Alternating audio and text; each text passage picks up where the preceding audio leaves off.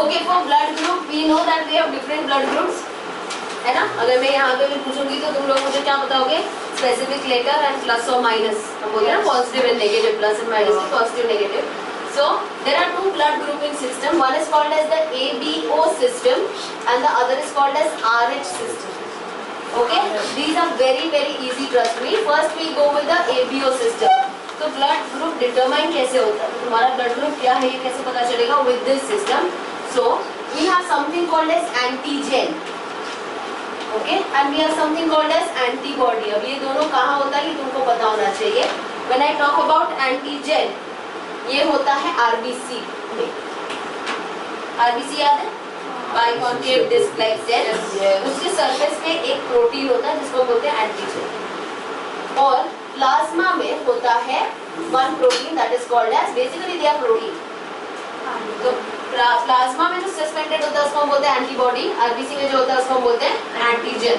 Okay, now if at all on the RBC the antigen present is A, तो plasma में उसका opposite रहता है that is B.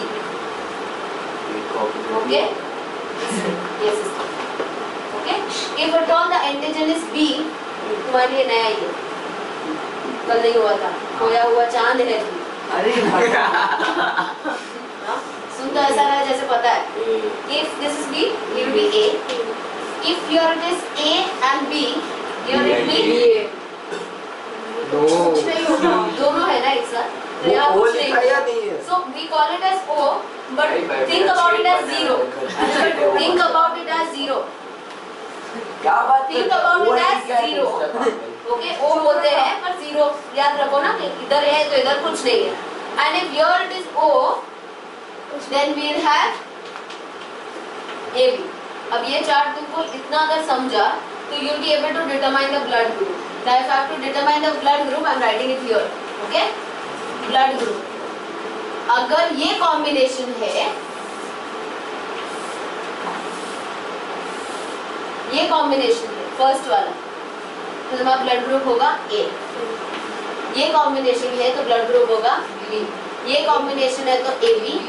And if this is a combination O. So I always remember it like this. जो antigen होता है वही blood group होगा. तो ये याद रखने में इजी हो गया. इनको सिर्फ क्या करना है, इसको कैलकुलेट करके बताना है. So if it's A, of course you know antigen A ही है तो ये बी आ जाएगा. You understand the concept? If you kind of remember it like this, okay, if you keep on reminding it like this तो बहुत problem हो जाएगा. इससे अच्छा सिर्फ ये याद रखो, ब्लड ग्रुप लिख लो A B, A B and O. Antigen same copy कर लो और इसका अपोजिट यहाँ लिख दो. This is how you understand the blood group. बस if you ask about my blood group is O. Anybody A? Positive आदमी ए है तो मतलब तुम्हारे अंदर एंटीजन कौन सा है? ए. और एंटीबॉडी कौन सा है? B. Anybody B over here? तुम्हारे ये कॉम्पोजिशन है. Anybody A B? So you have both the antigens but no antibody in the plasma.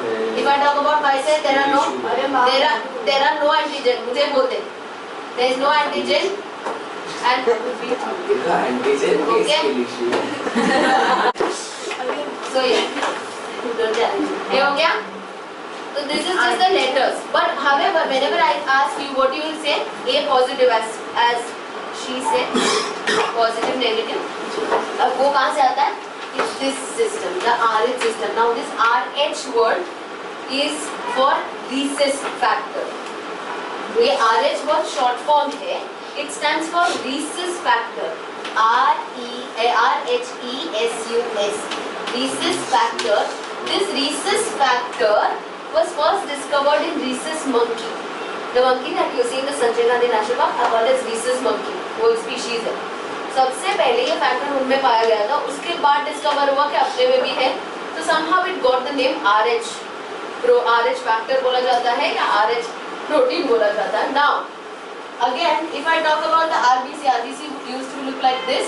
उसपे एक होता है एंटीजन, ठीक है. And next is this. If at all this RH protein or RH factor भी प्रोटीन ही है. अगर ये प्रोटीन प्रेजेंट है on the surface, then we say RH positive. And if it is not there, we call it as RH negative.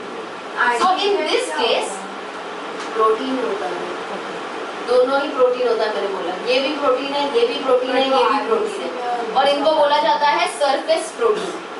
इसके surface पे है ना, इसलिए antigen is called as surface protein. RH is also surface protein. पर plasma में I cannot say surface protein because plasma is fluid, it's not solid. Okay, so if I talk about RH, अगर वो होगा तो हम बोलते हैं positive, और अगर नहीं होगा तो negative. So if I talk about Naisha, if I listen to this, अभी ज्योग्राफी याद नहीं आना चाहिए तुमको. नाइशा ने बोला A पॉजिटिव, so उसमें RH पॉजिटिव, मतलब there is an RH factor that's there. तो उसका ये कॉम्बिनेशन है, plus she has this. If at all somebody says O negative, तो O नेगेटिव में ये कॉम्बिनेशन होगा ABO से, और उसमें कोई भी फैक्टर, रीसेस फैक्टर प्रेजेंट नहीं. Do you understand? So positive and negative is just mere presence of the factor.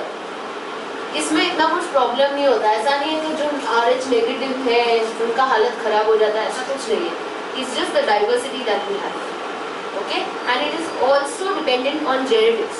अगर तुम देखोगे तो जेनेटिक्स पढ़ा है, पता है हमने पनेट स्क्वायर पढ़ा था, उसमें ये भी ले सकते हैं हम लोग. Okay, so there is nothing as such के नेगेटिव जो भी होगा उसको बहुत सारा डिजीज हो जाएगा, ऐसा कुछ नहीं. It's just a presence and not presence. Riya ma'am, O negative. O negative is irregular flare. Blood. My mom is Shweta ma'am भी थी. Yes. Yes, my dear. Shweta ma'am भी. मेरे को लगा कि लाइक एंटीजन में वो पॉजिटिव लेकिन तो उसमें उल्टा होगा. इसमें नहीं, वो उल्टा वाला उसमें नहीं, इसमें सिर्फ पॉजिटिव नेगेटिव है बच्चा. अगर होगा तो positive. So there can be, listen, there can be A positive and A negative also ना. तो ABO सिस्टम के हिसाब से एंटीजन तो इसमें A ही है और एंटीबॉडी B है. इसमें भी एंटीजन A ही है और एंटीबॉडी B है. It's just when I say positive, I'm talking about that additional RH factor. इसमें है और इसमें नहीं है. समझ आया? Also, you have to understand about the universal donor and universal recipient. Okay? So right now you don't have much of plus minus, एक साथ बाद में हम पढ़ेंगे. But at least अभी याद रखो that if I talk about O is the universal donor and AB is the universal recipient. अगर ध्यान से देखोगे ना तो you will get the answer right here. Can you see that O does not have any antigen? तो अगर O वाला blood देता है तो एंटीजन का तो एरिया ही ब्लैंक है, तो किसको भी ब्लड दे एंटीजन का प्रॉब्लम नहीं होगा ना, उसके पास है ही नहीं, वो ब्लैंक है. समझ आ रहा है? अच्छी बात है ना. ये पागल ही है, क्या खा के आता है ये. हम सो के उठ के आए थे. And listen, if I talk about recipient, तो A और B, A B blood group के पास दोनों ही एंटीजन है, तो क्या फर्क पड़ता है ये उसको दे रहा है, ये उसको दे रहा है, या ये उसको दे रहा है ब्लड. समझ आया? This makes them universal recipient, and O being having known antigen, it can donate blood to any of. एक बार AB वाला वापस बताओ ना. रेसिपिएंट वाला. रेसिपिएंट में ये बोला मैंने कि उसके पास दोनों ही एंटीजन है, A और B. हाँ. So it can receive blood from A. Matching हो गया. हाँ. ठीक है? B भी दे सकता है और इसके पास एंटीजन ही नहीं है तो ये भी दे सकता है. सो AB के पास कॉमन चीज है. समझ आ रही है? Okay. Next up I am just going to read out a little paragraph for you that is important. Okay, RH factor का सेकंड पैराग्राफ देखो. एक नंबर 100 या 99 ये पता नहीं क्या हुआ है. 98 है बच्चों के को. Okay. You're fine now. Okay, listen. Okay, antigen ये हो गया. ABO system मैंने बताया तुमको. The summary of matching, ये you will see in your book. The matching, summary of matching compatibility and incompatibility. Are you able to see the blood group of recipient right here? ऊपर लिखा हुआ है recipient और यहाँ लिखा हुआ है donor. Can you see that A, the blood group A can donate blood to A? Okay, फिर वो B को नहीं दे सकता पर फिर वो AB को दे सकता है. समझ आ रहा है? Okay, it can receive. Next up, if I talk about A cannot receive from B then B can receive from B, AB can receive from B. समझ आ रहा है नहीं फिर समझ? आओ ना, अभी इधर उधर भी जा रहे हो। Okay. एक का पूरा खत्म कर। चलो ये देखते हैं, ऐसे A का देखते हैं, ओके वर्टिकल लाइन में जाते हैं। A can receive blood from A, A can receive blood from B, yes or no? No. A can receive blood from AB, No. and it can receive from O, yes. Let's talk about B. B किससे पास से blood ले सकता है? एक तो B के पास से ही ले सकता है O. और एक O के पास से ले सकता है. Let's talk about AB. Are you seeing all the right arrows? So that makes it universal recipient. Let's talk about O. It cannot receive from A, it cannot receive from B, it cannot receive from AB. It needs an O. So if I want blood in any case, I will have to find a person with O blood. वो negative और ठीक है? Positive चलेगा ना? Negative को नहीं दे सकता, positive को नेगेटिव दे सकता है. समझ आया? एक सिंपल कॉन्सेप्ट देखो, ठीक है? ये पॉजिटिव है, ठीक है, और एक वाला है जो हम बोलते हैं RH नेगेटिव. इसके पास वो प्रोटीन ही नहीं है. जब से वो पैदा हुआ है तब से उसके पास RH फैक्टर है ही नहीं, ठीक है? If at all RH positive वाला इसको ब्लड देता है तो it is something foreign to the body. It was not present. It has come all of a sudden to the body. तो ये जो इंसान होगा ये सेंसिटाइज हो जाएगा, एक बार एक्सेप्ट कर भी सकता है. But if at all the transfusion happens second time, then there will be an issue and it can be fatal also because that was not present. However, if I talk about vice versa, for example RH negative to RH positive, इसमें वो है ही नहीं ना, क्या फर्क पड़ेगा ये इसको देगा तो है ही नहीं इसमें. तो जो एडिशनल ब्लड आ रहा है वो RH नेगेटिव का आ रहा है. Do you understand? समझ आ रहा है? हाँ, कुछ नहीं फर्क पड़ेगा. Okay, so this is what is discussed with the terms of pregnancy. Let's have a look. RH system देखो, RH system और RH factor in pregnancy. Look at just the second paragraph की जो first वाला मैंने सिखाया तुमको. RH factor in pregnancy and RH negative women may become sensitive if she